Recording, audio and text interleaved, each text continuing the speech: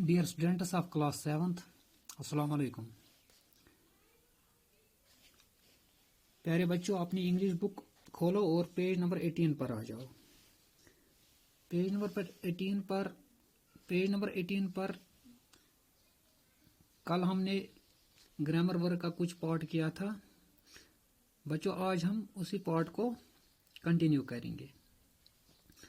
बच्चों, रात वुचो अस present perfect continuous tense कित कन छ बना। अस वुच बच्चों रात कि अगर अस सब्जेक्ट सिंगुलर तेल हैज बीन बेश वर्ब सहित ING लगावान। अगर सब्जेक्ट प्लूरल ओस तेल करान काम, तेल हैव बीन बे वर्ब सहित ING लगावान। तो बेश करान काम अत मज सेंस गसान इस्तेमाल या गसान फॉर इस्तेमाल। सेंस गसान इस्तेमाल अगर हसा यह पॉइंट ऑफ टाइम आस, मिसाल मंडे आस, 1995 आस, ईद आस, यानी ये बिल्कुल पॉइंट ऑफ टाइम आस दिथ सेंटेंसस मज। तो फॉर गसान इस्तेमाल ये period of time us.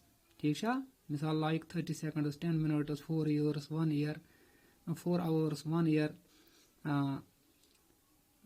2 decades, 5 centuries, etc. यानी ये पॉइंट ऑफ टाइम आस तेल सेंस इस्तेमाल, ये पीरियड ऑफ टाइम आस तेल फॉर इस्तेमाल। वो बच्चों बन कन now use the verbs given in the brackets in correct form present continuous और present perfect continuous tense in the following sentences. बुनमन सेंटेंसन मज वुचन कुछ सेंटेंस बन प्रेजेंट कंटिन्यूअस टेंस तो कुछ बन प्रेजेंट परफेक्ट कंटिन्यूअस टेंस। ठीक है बच्चों, गोडनुक दित द चाइल्ड डैश सेनस सनसेट। चूंकि बच्चों अस तोर पाने फिक्री कि अच्छे टाइम दित सेनस सनसेट। ये सेनस वनो यानी टाइम दित या सेनस सनसेट वनो टाइम दित, अस तोर पाने फिक्री कि यह बन प्रेजेंट परफेक्ट कंटिन्यूअस टेंस। तेल क्या बन द चाइल्ड वो हैज बीन लगे कि हैव बीन लगे। द चाइल्ड हैज बीन तिक सब्जेक्ट सिंगुलर, चाइल्ड चिल्ड्रन कह। द चाइल्ड हैज बीन क्या बन द चाइल्ड हैज बीन। वन इत बन द चाइल्ड हैज बीन। चूंकि बच्चों अत मज वर्ब क्राई दिथ, चूंकि अस पता क्राई सहित क्या लगे ING, क्राइंग, CRYING, क्राइंग। बे वो सेंस लगे कि फॉर लगे, चूंकि अच्छे पॉइंट ऑफ टाइम सेनस सनसेट यानी आफ्ताब खसन पे गो बिल्कुल पॉइंट ऑफ टाइम तेल क्या लगे, तेल लगे सेनस कि पान दिन सेनस सनसेट।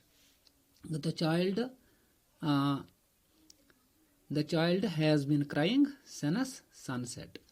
वो दुयम आई डैश ऑफ पेन। चूंकि बच्चों अस वो आयस सत लगान न आयस सत हैज बीन लगान कि आयस सत हैव बीन लगान। आई हैव बीन वो क्राइस सत लगे ING। चूंकि ये टाइम दिथ कि यह बन प्रेजेंट परफेक्ट कंटिन्यूअस कि यह बन प्रेजेंट कंटिन्यूअस टेंस। क्या बन प्रेजेंट कंटिन्यूअस टेंस गो सिंपली बन I am crying of pen.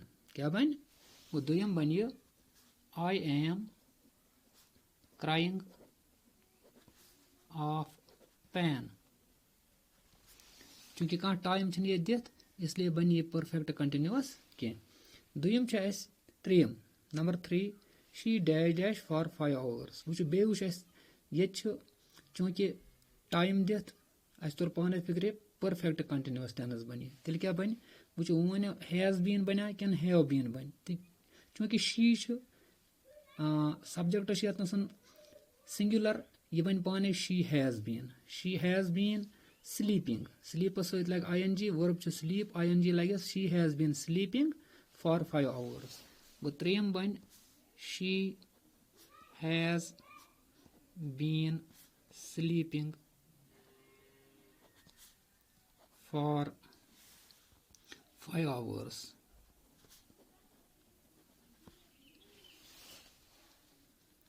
Number 4 she dash so you can not talk to her. वो शी सिद्धि बन यह बन परफेक्ट कंटिन्यूअस कह टाइम दिथ इसलिए बन सिद्धि प्रेजेंट कंटिन्यूअस टेंस यह बन शी हैज बीन स्लीपिंग गो नंबर 4 बन she has been sleeping so you cannot talk to her. Number 5 come quickly I dash for you ये टाइम दिथ कह कार पे सोदी बन present continuous tense come quickly I have been waiting for you sorry come quickly I am waiting for you come quickly I am waiting for you ठीक है she dash for him through the day चूंकि ये time दिथ तेल क्या बन यह बन perfect continuous tense यह बन she has been waiting for him through the day she has been waiting for him through the day she has been begos wait ing she has been waiting. Number 7 we dash here for generations क्योंकि ये time दिथ यह बन perfect continuous tense we have been living here we have been. Number 8 we dash our maternal home all this time we have been living we have been living at our maternal home all this time. He dash to somebody on the phone he has been talking to somebody on the phone sorry he is talking to somebody on the phone क्योंकि time इसलिए बनी present continuous tense she dash to his son for 2 hours ये वो time 2 hours गो ये बन perfect continuous so बन she has been talking to her son for 2 hours तो बचो इथे कन number 11 they dash in my office for a month चूंकि टाइम दिथ यह बन पाने तोर फिक्र कि परफेक्ट कंटिन्यूअस बन they have been working in my office for a month ठीक है they have been बे गोस वर्क त्रावन ing बना they have been working in my office for a month. The workers dash in the factory for 20 years.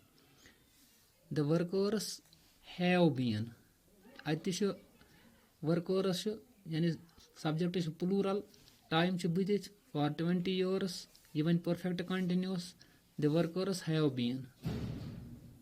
workers have been working in the factory for 20 years. She dashes the lawn since morning. Base time that since morning तो मतलब को perfect continuous बन she has been moving in the lawn since morning.